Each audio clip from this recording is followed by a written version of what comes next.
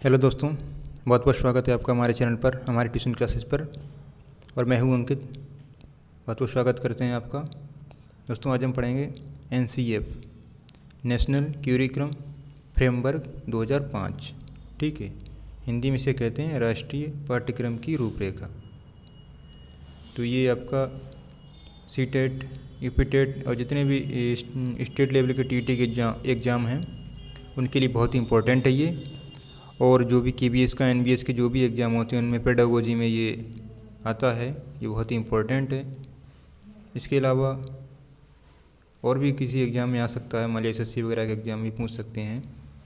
फिलहाल ये टीचिंग के एग्ज़ाम के लिए मोस्टली इम्पोर्टेंट है। ठीक है, KBS में भी इसमें से क्वेश्चन पूछे जाते हैं और बहुत ही इम्पोर्टेंट है ये। NCF 2005 RT 2009। ठीक है, और अब तो आप अपना जो है नई शिक्षा नीति 2020 आ गई है, उसके भी क्वेश्चन बनेंगे। तो चलिए बिना देरी किए हुए इस वीडियो को स्टार्ट करते हैं। तो इसमें आप इसका जैसे फुल फॉर्म भी पूछी जा सकती है कि NCF की फुल फॉर्म क्या है, नेशनल क्यूरिकुलम फ्रेमवर्क। ठीक है, तो और कब लागू किया गया था, 2005 में, ये पूछा जा सकता है। इसको हिंदी में क्या कहते हैं, राष्ट्रीय पाठ्यक्रम की रूपरेखा। कुछ भी हो तो क्वेश्चन बना सकता है एग्जामिनर। तो आप इन चीज़ों को भी ध्यान रखेंगे कि इसकी फुल फॉर्म क्या है, उसे हिंदी में क्या कहते हैं। ठीक है, तो चलिए आगे बढ़ते हैं वीडियो को। इसमें क्या क्या पॉइंट हैं उन्हें हम देखते हैं। पहला है कि अब तक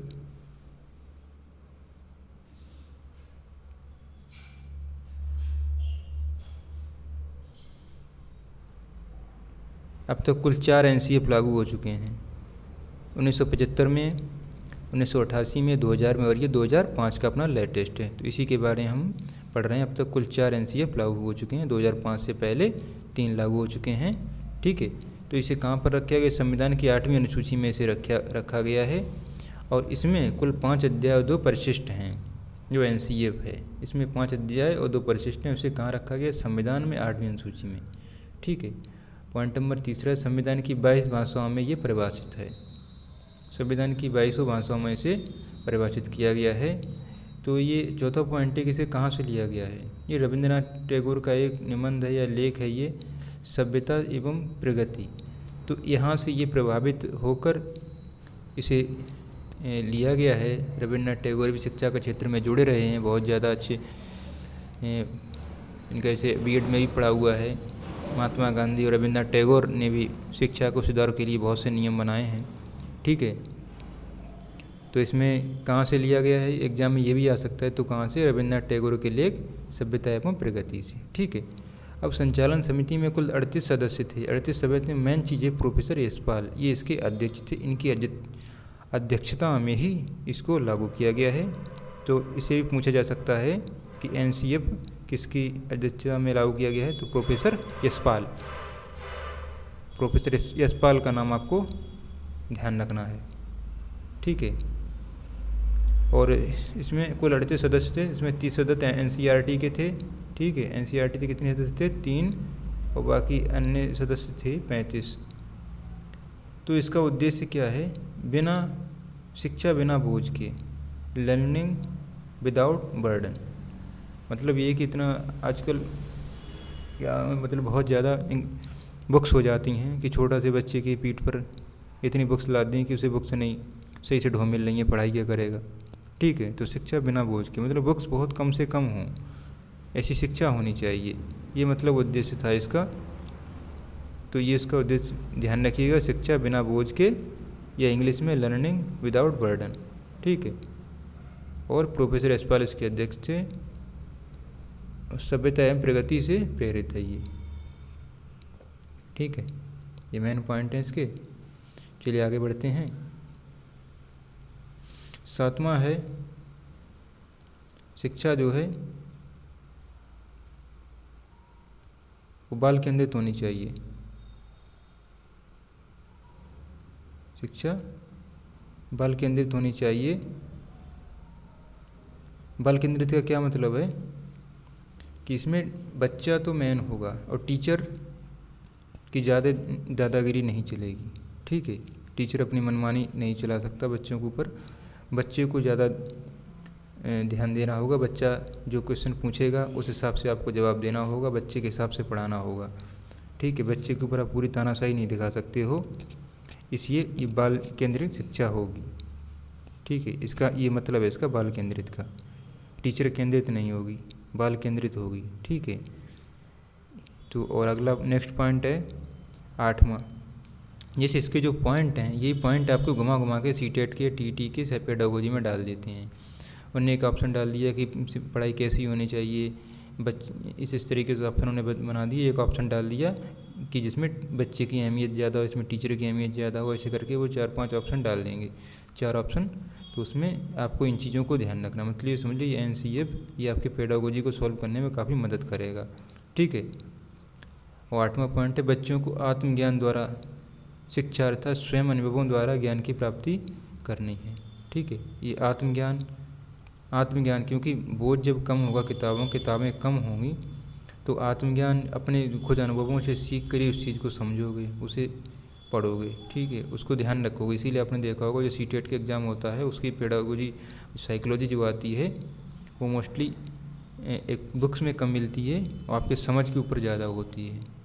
ठीक है, इस हिसाब से पेपर सेट करते हैं वो लोग। तो आत्मज्ञान का मतलब ये हो गया और बाल केंद्रित का मतलब ये हमने बताया था आपको। ठीक है, इसे आप बहुत ज़्यादा ध्यान रखेंगे। ये केवल NCF के लिए इम्पोर्टेंट नहीं है, आपके एग्ज़ाम में पेडागोजी के लिए बहुत इम्पोर्टेंट है। ठीक है, तो चलिए आगे बढ़ते हैं। अगला है इसके 5 सिद्धांत।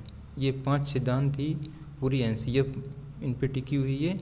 5 सिद्धांत जो मैंने, बाकी तो बहुत से सिद्धांत हैं, इन 5 सिद्धांत पर ही पूरी NCF टिकी हुई है। ठीक है, और आपके जो साइकोलॉजी है मैंने अभी कहा था, जैसे KVS के NVS के, ठीक है, सीटेट में जो भी आती है वो भी इन्हीं से काफ़ी जुड़ी हुई आती है, आपको इनसे बच नहीं पाओगे और ये आपको बहुत सहयोग करेंगे आपका, अगर आप इन्हें सही से समझ लेते हो। इसलिए आपको इन्हें समझना बहुत ज़रूरी है, वीडियो छोड़ के मत भागना। ठीक है, आप इन्हें सही से समझिए, पूरी वीडियो देखिए टाइम तक, एक बार में ना देख पाओ 2 बार में देखो, लेकिन वीडियो को छोड़ के ना भागो, नहीं तो आपको कोई फ़ायदा नहीं होने वाला। चलिए पहला पॉइंट देखते हैं, ज्ञान को बाहर के जीवन से जोड़ा जाए। ठीक है, पहला है ज्ञान को बाहर के जीवन से जोड़ा जाए, इससे व्यक्ति अपने समाज वगैरह से इसको हासिल कर सके। ठीक है, तो ये इसका मतलब है, इसको ज्ञान को बाहरी जीवन से जोड़िए। इसके निर्देशक थे और क्योंकि मेन चीज़ है बोझ कम करना, क्योंकि जो लर्निंग विदाउट बर्डन होगा, ठीक है, तो जब बाहर के ज्ञान से जोड़ोगे तभी कुछ सीखेगा। अब किताबें आपने कम कर दी, बाहर ज्ञान से जोड़ोगे नहीं तो फिर पढ़ेगा कैसे बच्चा।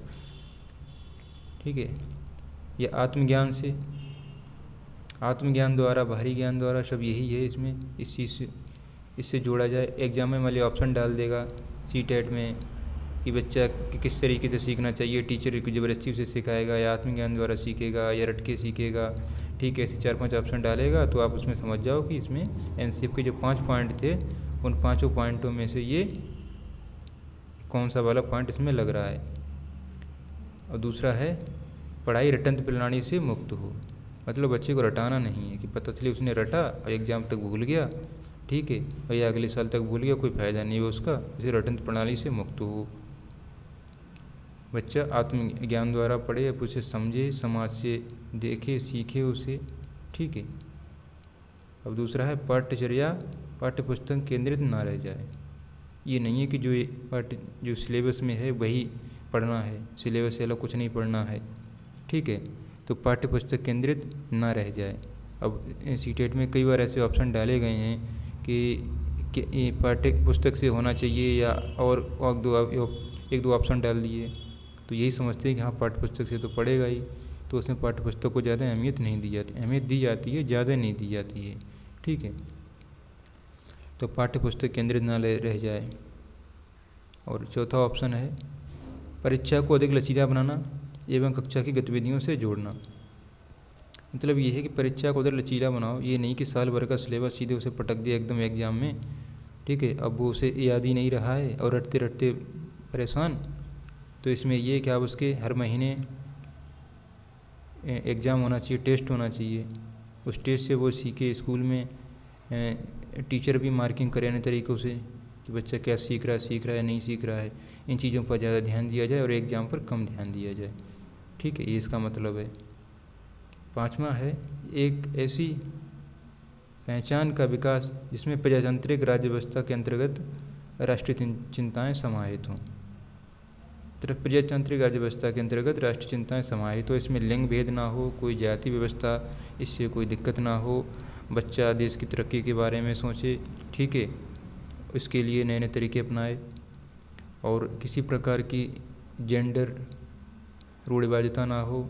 ठीक है, कोई भी जातिवादी, क्षेत्रवादी, जिलावादी, प्रदेशवादी, इस तरीके की कोई भी रूढ़िवादिता ना हो और बच्चा राष्ट्रीय चिंताएं में समाहित हो। ठीक है, ये इस चीज़ का मतलब है। ठीक है, तो ये 5 पॉइंट हो गए। 5 पॉइंट बहुत ही इम्पोर्टेंट हैं, ये इन्हें आप बहुत अच्छे से समझिए। ये आपको एनसीएफ में तो काम आएंगे ही आएंगे। एनसीएफ में मान लिया उसने 4 ऑप्शन डाल दिए कि बताइए कौन सा एनसीएफ से नहीं है, तो 4 ऑप्शन, 3 ऑप्शन इसमें डाल देगा, एक ऑप्शन कहीं गलत डाल देगा। ठीक है, यही डाल देगा कि पाठ्य पुस्तक आधारित होनी चाहिए। ठीक है, बस यही गलत हो जाएगा। तो इन्हें आप सही से रट लो, याद कर लो। ये आपके यूटेट में भी काम आएंगे, टेट में भी काम आएंगे, केवीएस, हर जगह हर एग्जाम में ये काम आएंगे। ठीक है, तो चलिए दोस्तों आगे बढ़ते हैं वीडियो में।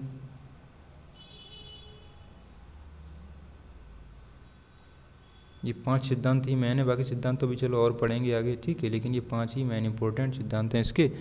ठीक है, तो चलिए आगे बढ़ते हैं। तो दोस्तों जिन्होंने चैनल को अब तक सब्सक्राइब नहीं किया है, प्लीज़ चैनल को सब्सक्राइब करें। ठीक है, और वीडियो लाइक करें, वीडियो को शेयर भी करें। ठीक है, चैनल को सब्सक्राइब करने से आपको अन्य वीडियो के नोटिफिकेशन मिलते रहेंगे। बेल आइकन को प्रेस करें और जो पहली बार चैनल है बहुत ध्यान से सब्सक्राइब कर लें। वीडियो को शेयर भी करें अपने दोस्तों को, क्योंकि हम इसमें पेडागोजी की काफ़ी वीडियो पड़ी हुई हैं सीटेट की, और एनसीएफ की वीडियो ये अपलोड होगी।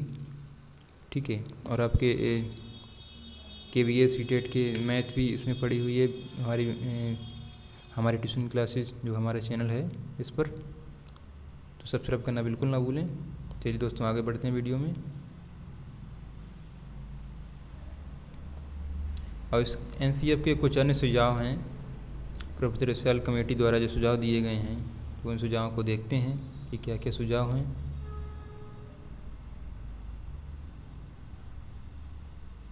पहला है मूर्त से अमूर्त की ओर, अज्ञात से अज्ञात की ओर शिक्षण सूत्र। ये होना चाहिए, मूर्त से अमूर्त की ओर चलें।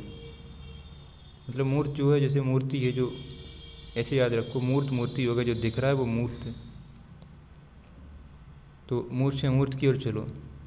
जैसे किसी पेड़ के बारे में पढ़ाना है तो पेड़ हमें दिख रहा है, ये तो मूर्त हो गया। अमूर्त जैसे किसी को बुद्धि के बारे में पढ़ाना है तो बुद्धि तो किसी ने देखी नहीं, ये अमूर्त में होगी। ठीक है, तो मूर्त से अमूर्त की ओर चलो और ज्ञात से अज्ञात की ओर चलो, ये इसका शिक्षण रहेगा। ठीक है, ये शिक्षण सूत्र है, इसका सुझाव है।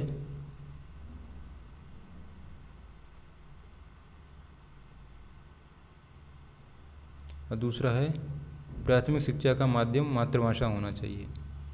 प्राथमिक शिक्षा मातृभाषा में होनी चाहिए, ये तो आपको पता ही होगा अगर जो लोग सीटेट की तैयारी करते होंगे, टेट वगैरह के लिए। उच्च शिक्षा त्रिभाषा फार्मूला हो। ठीक है, एक तो मातृभाषा हो जाएगी, दूसरी संस्कृत इंग्लिश हो जाएगी। ठीक है, तो त्रिभाषी फार्मूला होना चाहिए। और प्राथमिक शिक्षा मातृभाषा में ही होगी, जिस क्षेत्र से आता है, क्षेत्रीय भाषा जो भी है उसकी। ठीक है,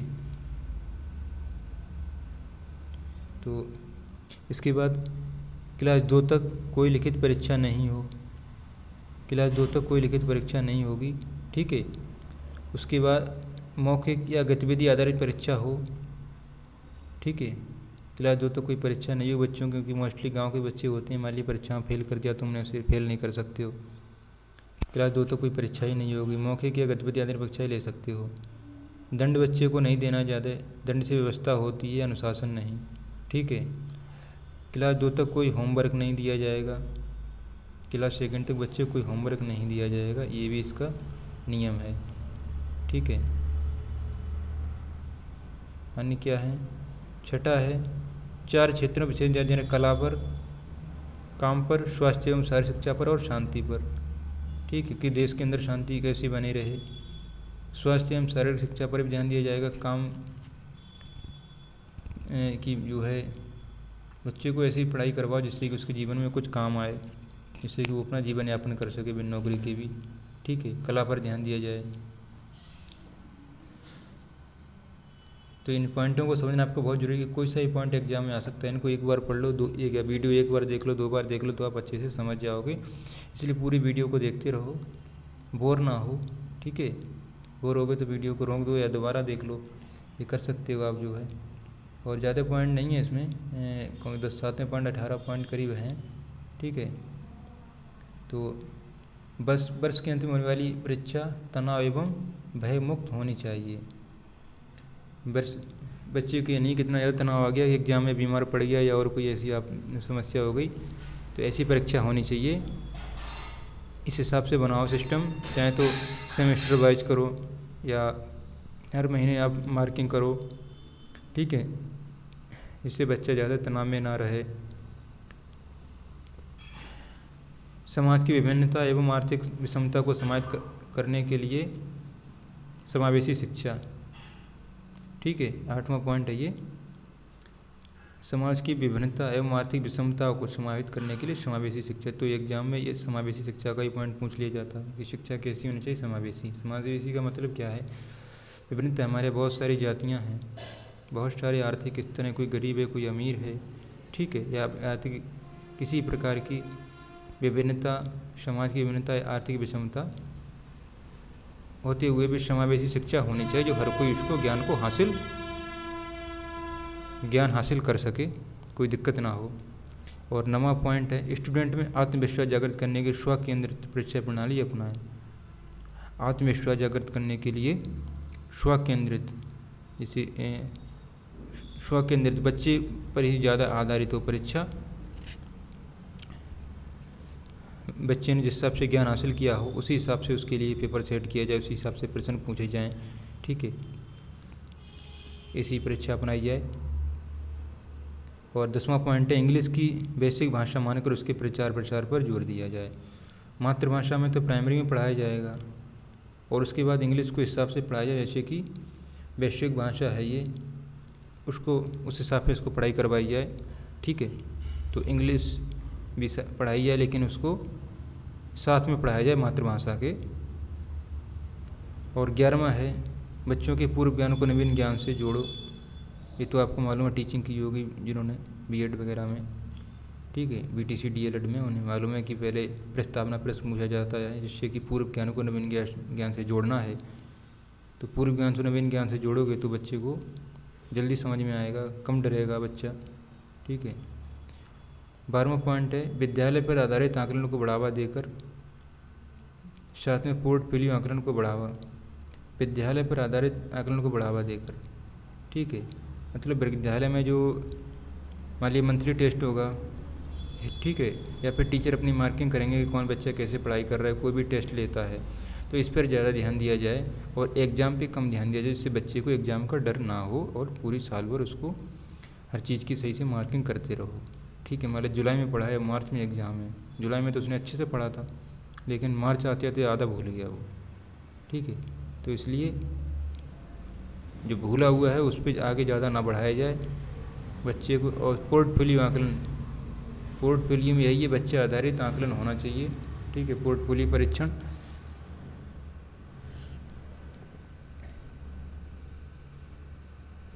चलिए आगे बढ़ते हैं वीडियो में। 13वां पॉइंट है,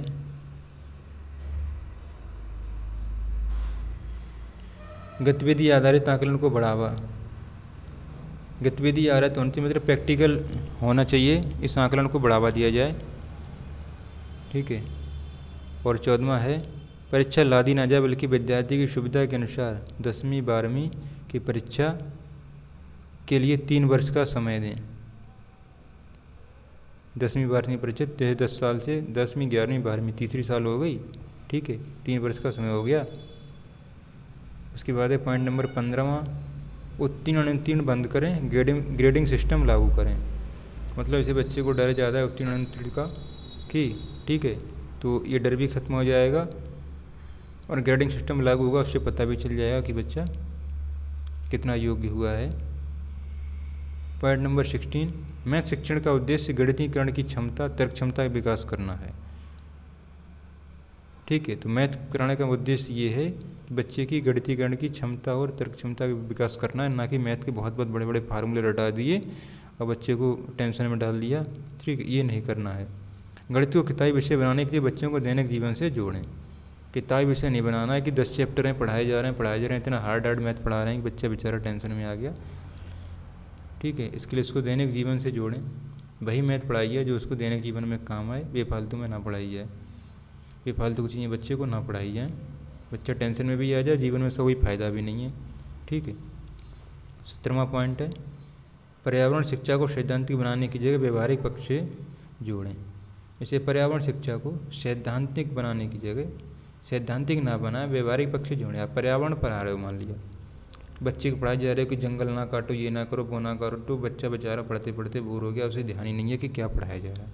इसलिए उसे सीधे उठा के ले जाओ जहाँ पर जंगल कट रहा हो, उसे दिखाओ कि ये क्या हो रहा है।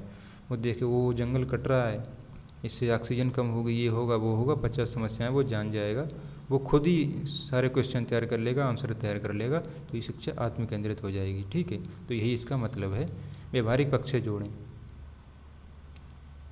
किसी कोई भी प्रैक्टिकली उसको दिखाएं जाके कि देखो ये इस तरीके से होता है पर्यावरण के लिए।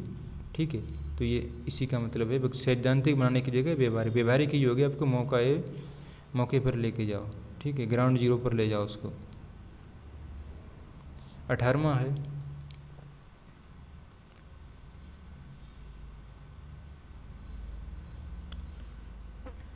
विज्ञान शिक्षा का उद्देश्य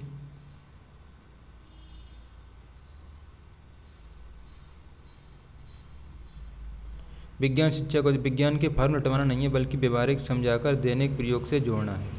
जो मैथ का था कि फार्मूले रटवाना नहीं है, व्यवहारिक दैनिक जीवन से जोड़ना, वही विज्ञान का है कि विज्ञान को भी दैनिक जीवन से ही जोड़ना है।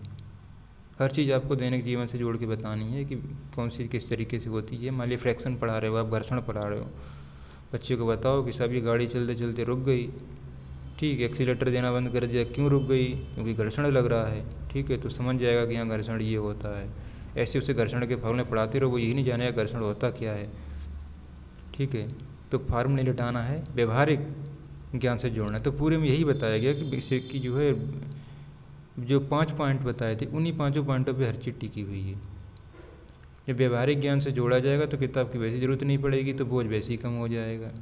ठीक है, तो इस तरीके से ये, और बच्चे को रटने की जरूरत, जब रटेगा नहीं तो भूलेगा भी नहीं। मतलब जितना पढ़ रहा है सारा ज्ञान उसके अंदर आता जा रहा है। किताब से पढ़ाया जाएगा, रटाया जाएगा, 1 साल बाद भूल जाएगा, कोई फ़ायदा नहीं हुआ पढ़ाई का।